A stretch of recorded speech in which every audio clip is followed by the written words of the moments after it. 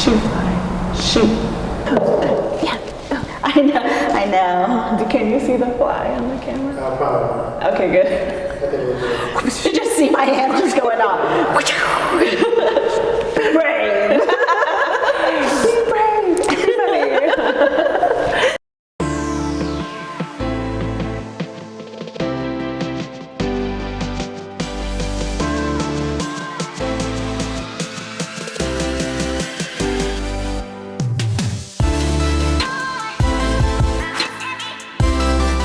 everybody. Melody here. Welcome to a new episode of Response Season 4.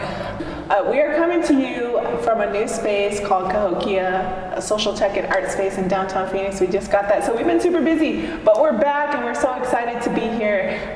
So before we get started, I'm actually going to do introductions, and I'll turn it over to Candace, and she'll give us a full introduction. Hey guys, I'm Candace Hamana with Badger PR, and I just want to thank you, Melody, for inviting me out today to Cahokia, this new space of placekeeping, right? I'm making sure I get all of the logos and taglines down. Thank you for having me out today. I'm really happy to be a part of your show. We're actually really happy to have you. So every time we start a new episode, we always start off with the icebreaker question. Okay. Yes. So we say, I'm nervous. What is your favorite wrestling, and use it in a sentence? Ooh. Okay, so like most everybody who's been dealing with the pandemic, we're all staying home, we're getting on TikTok, watching way too many TikTok videos. But there's a favorite content creator that I follow, mainly because he's from my hometown of Tuba City. Go Warriors. His name is Brandon, and he's always saying, "Nay," at the end of his sentences. So if I had to use it in a sentence, I would say, "I'm off limits because we're probably cousins. Nay!" Get out of here! Every time, I probably heard that one probably a couple of times too, and it still cracks me up every single time. I would say that would be like, to us, because I'm Mojave and I was raised on the Mojave Res, ours is nay, but we take off the N, so it's like A, you know? Right. I'm very familiar with that one. Yeah. I think, when I started following his content, Deadly Bad but Deadly Brando, I think is his user profile name.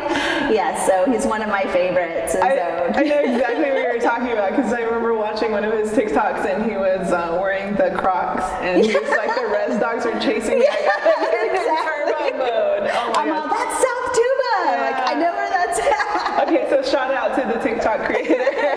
Yes. So thank you for sharing that. I think, so our YouTube is really talking about what it's like being Native in certain spaces and professions or environments, right? And so again, thank you for being a guest. Yeah, thank you. Yeah, so can you tell us a little bit about what you do? Sure. Well, I am a business owner. I own Badger PR, and what I specialize in is digital communications, community outreach, and grant project management. And what I mean by that, basically, is a lot of my clients are like nonprofit organizations, and they come into grant funding for programs like voting initiatives or environmental type issues, and they need to hire somebody to write a plan, implement it, and be able to measure it against what is defined as the success of that program, so that they can get more grant funding, the next year when it's time to roll around that same program again. So that kind of has been like the base of what my clientele and the kind of business that I produced and the work that I did. Wow. Yeah. Actually, that's something new I learned about you. So just a fun fact, Candace and I have been working on a little bit of work. We'll talk about that later, but together for the last month. Yeah, for the last month, right? Yeah. Actually, that's something new I learned about you. Yeah. What is it like being a Native woman in that type of profession? It's actually very liberating because, you know, if you have a passion for something, in my case, I feel like I've always been very passionate about communications. I've always been passionate about empowering people to find their voices and, you know, to be change agents in their communities. And so I feel like some of the projects that I've been able to work on have really done that. They've moved the needle towards, you know, people finding their voices and feeling engaged and invested in what kind of communities they want to raise their families in. So let me expound on that a little bit, because we work a lot with high school students and college students, and those are just about to graduate, right? So why is it so important for somebody to, like, why is it so important for us as Native people to want to, like, amplify our voice and lead the mission that you lead? It's important because we're underrepresented as it is.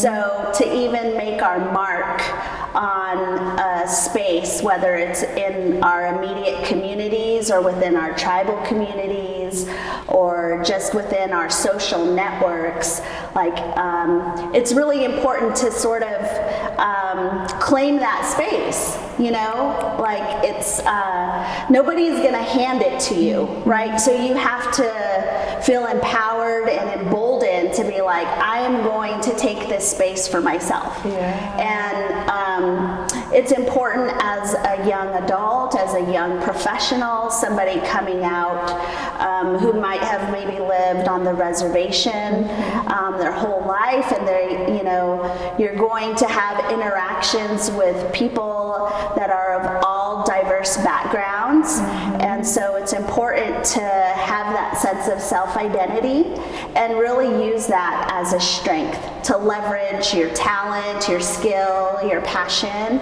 and the things that motivate you and that define what success means to you. Right. And not to anybody else. Like, it's all about the individual. It's all about being brave and creating that space for yourself and claiming it. Yes.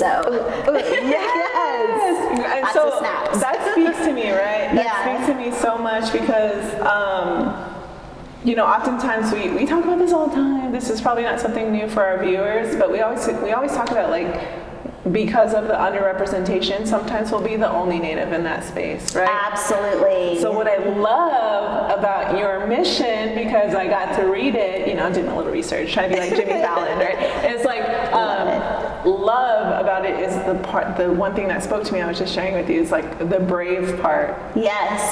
So can you tell us the mission, right? Yeah. So my mission, when I sat down and created Badger PR, I really thought about what it was that I was wanting to do. And they say anytime that you start a business, like, you're always wanting to answer the big why. Why? Well, because I want to make lots of money. Okay, but why? Well, because I want money to help other people who need, you know, to learn about financial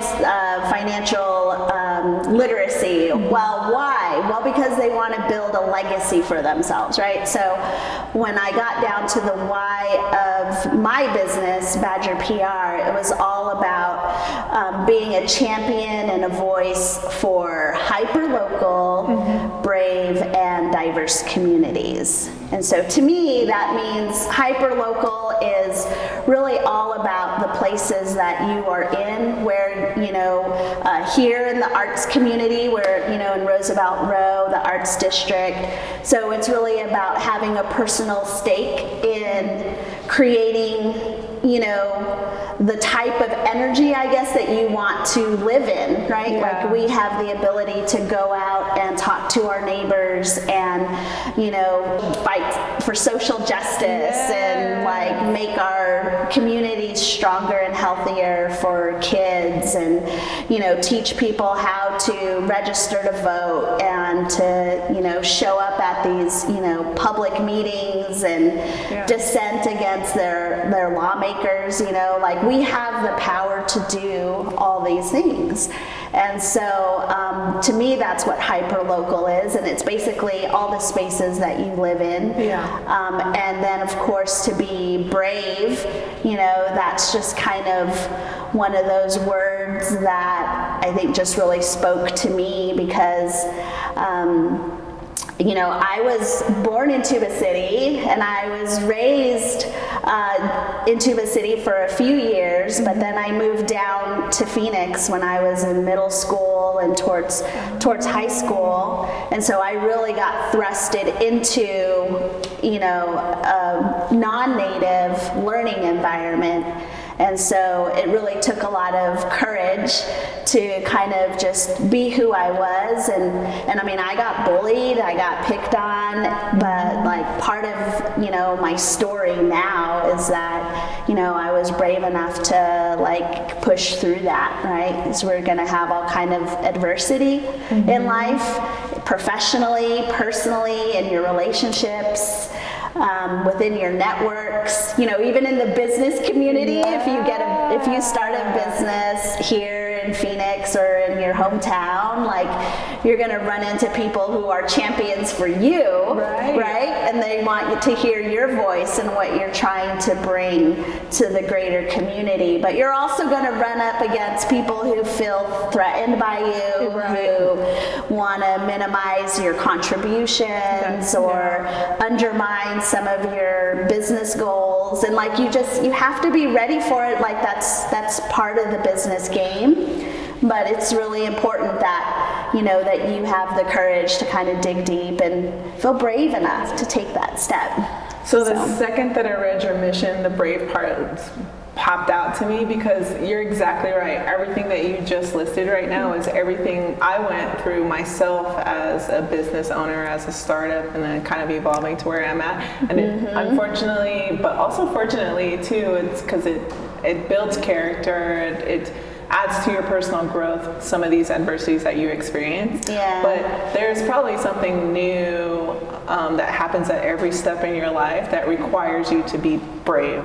Absolutely. To kind of take stock of, you also, it's an opportunity to like reflect and really think about like, wow, I overcame so much, because I feel like as natives, like we don't give ourselves enough credit for the talents that we have, and those talents have been earned and learned, and we're going to pass those down to younger generations. It's not something that it's not a token. It's not something that's a novelty. Like this is a real tangible gift that we can pass down to our children or just to younger folks in the community who want to find their brave warrior within to, embark on their own journey, like whether it's start their own business or, their social enterprise, like you do with yours. So,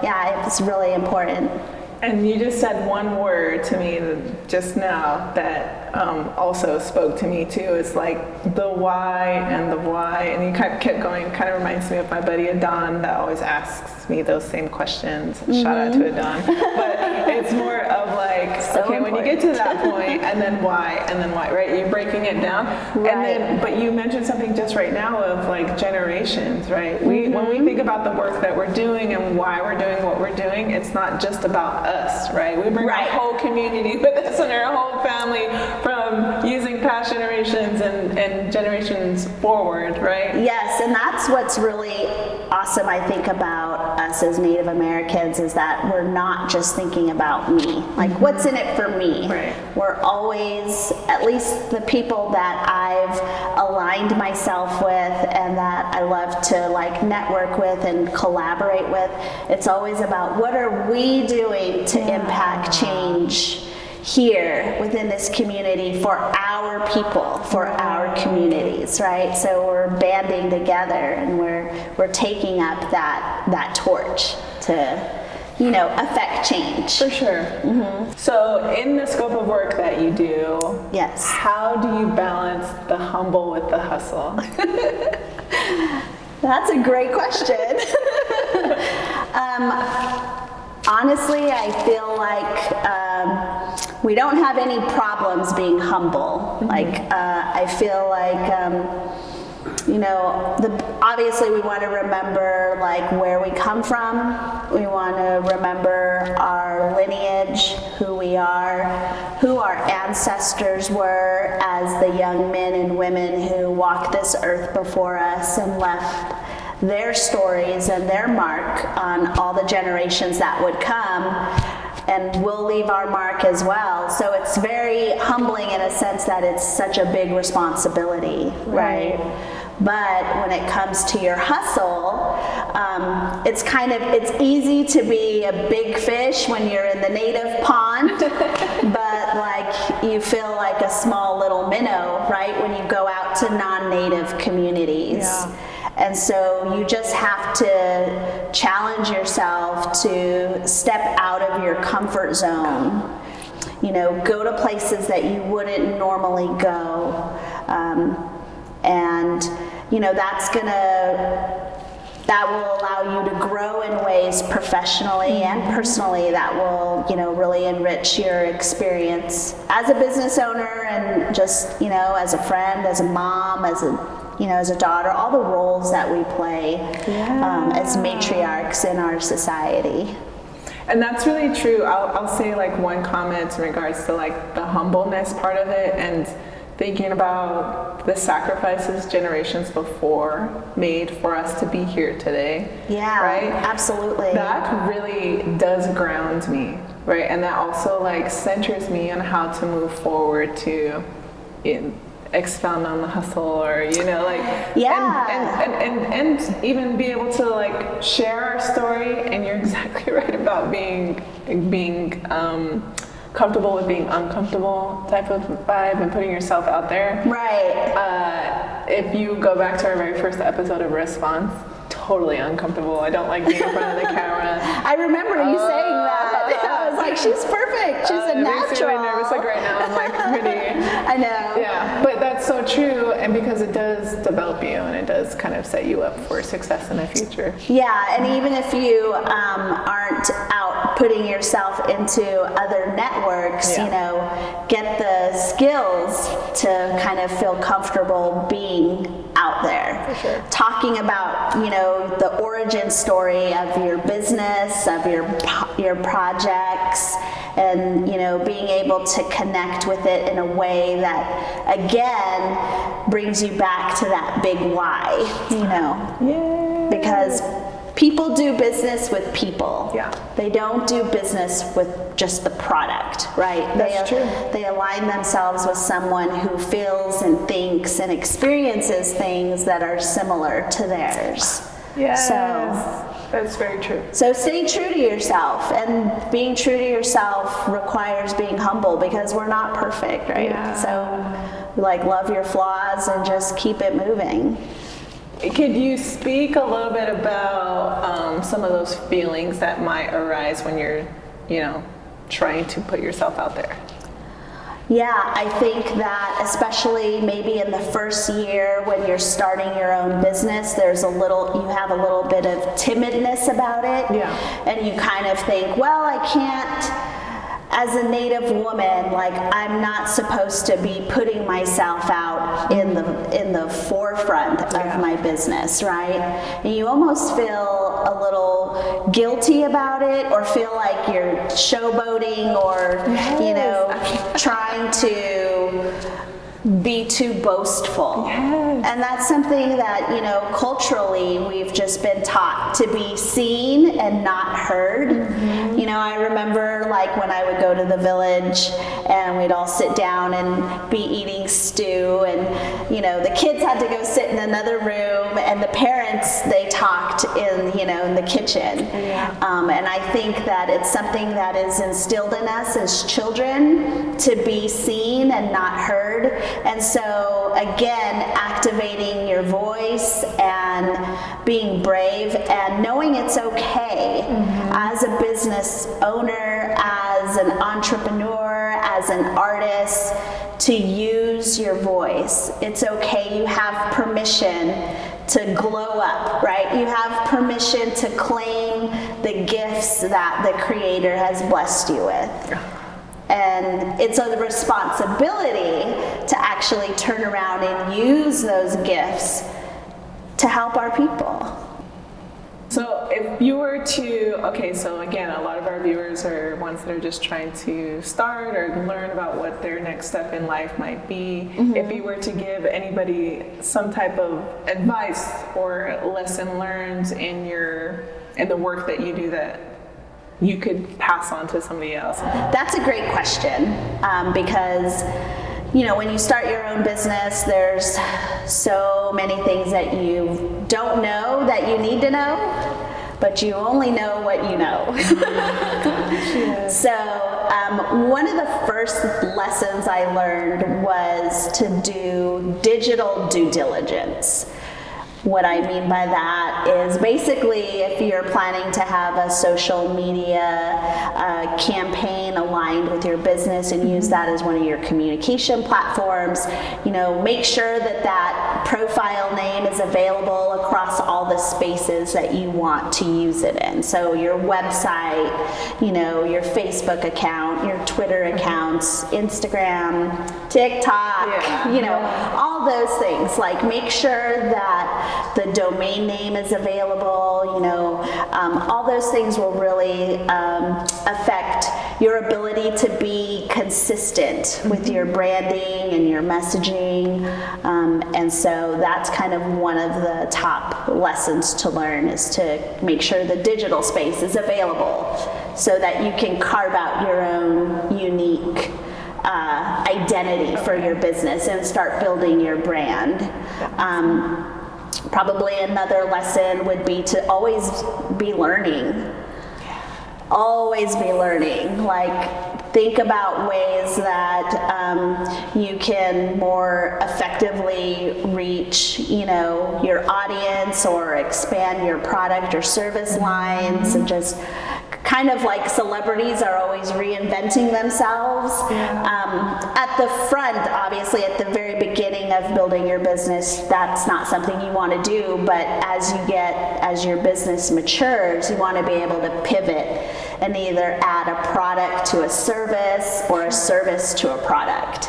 So that's something that I think I've taken away from my experience. And I'll just add to that too, because I'm a workforce development person, and we're always talking about skills, right? Yes. So that's adaptability and being flexible. And if anything taught us about adapting to situations, COVID did. Absolutely, yes. As a business owner, I mean, I started Badger PR in 2018. My first contract was signed to run the Native Vote campaign here in Phoenix, in the metropolitan area. After that, I took a contract to work with community outreach and discussions around NGS closing. So I spent a lot of time back in my hometown in Tuba City, and we led like a 3-day workshop bringing both the Hopi and Navajo communities leaders together to really kind of identify, you know, what were environmental impacts, what were economic impacts of the Navajo generating station closing preemptively, right? So But I say all of that to say the business was off to a great start. and then I was a guest speaker at Res in March of last year, and I had a pretty nice sales pipeline. For those of you who don't know, your sales pipeline is, your potential clients, people that are coming in as a hot lead, and they're interested in your service and working with you as a business owner. But then when COVID hit, everything stopped, and I had to pivot as I say young business owner because I was barely 2 years old as a business. And I had to make the difficult decision to put Badger on the back burner.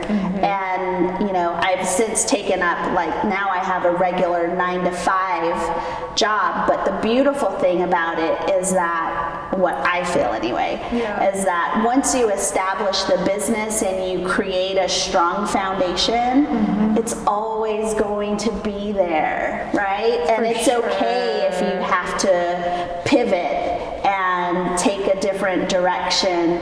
It's not a forever decision. Right. I know that I put my heart and soul into building a very solid foundation, and I passionately believe in the work that I've done under Badger PR and as an Indigenous female business owner. And I know that that foundation is strong enough to carry me through COVID, right? And in the meantime, I've also, I'm in the middle of my master's program for digital audience strategies. So I'm going to be coming out of this pandemic with additional skills as a digital marketer, which generally is not something that I'm as passionate about. But again, it's another service that will give me a competitive advantage for my business. And so I'm already thinking down the road, because I know, the Badger's only hibernating, but she's coming back out. So she is just resting and rejuvenating and just getting all the skills. She's glowing up right now. And then the final takeaway would be to practice self-care. As a business owner, you are expected to run your payroll. You are expected to be your own HR administrator if you have to take on another person and hire them to help you with the work.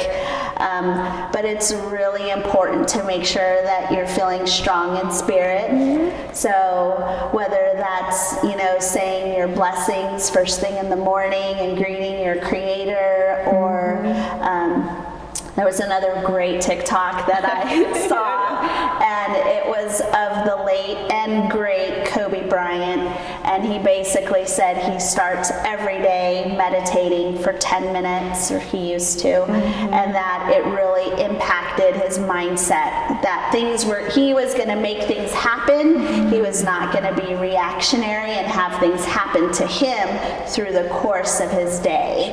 And so I was just blown away by that, and I've really taken that to heart. So I've been doing, meditation for my own self-care and self-awareness. So that would be the final takeaway that I would share with all the viewers. So I'm gonna tag up here or plug it in, but we actually have a whole 2 episodes on being what we call the modern day matriarch, that talks about self-care and kind of the cultural things that are attached to it.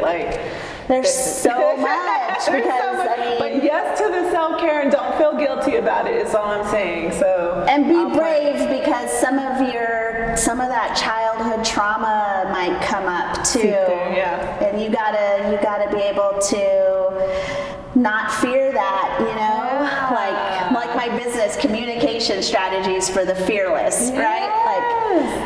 Don't be afraid to kind of step into that warrior zone. Be brave. Understand that as a business owner, all your insecurities are going to come to the forefront. Ain't that the truth?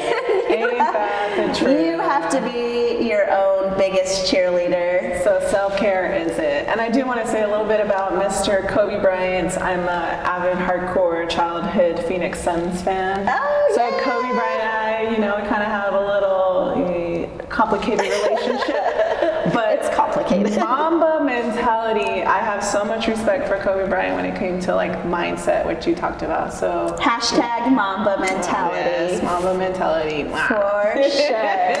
Or Rest in hashtag peace. Yeah.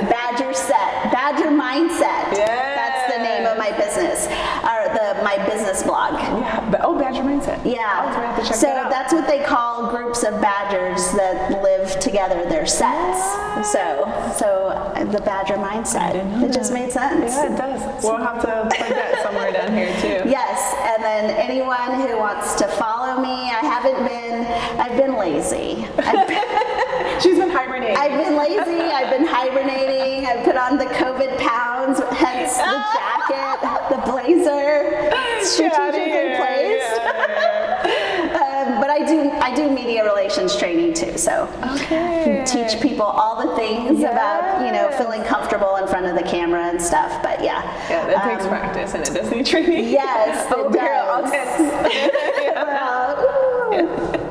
So anyway, my social media, if anybody wants to follow me, I'm on Instagram at Hello Badger PR, and I'm on Facebook at Hello Badger PR, and you can find me at hellobadgerpr.com. Yes. So, Good one. thank you so much for having me. Oh my gosh, we appreciate you so much. You spoke so much about everything that an Indigenous woman business owner experiences. It resonated with me so well. Oh, good. Thank you for being a guest, and a shout out to all the Indigenous women-owned businesses out there doing your thing. Keep it up. Yes, exactly. So, yes, again, thank you so much. And My pleasure. so we'll see you guys next time for a new episode of Response.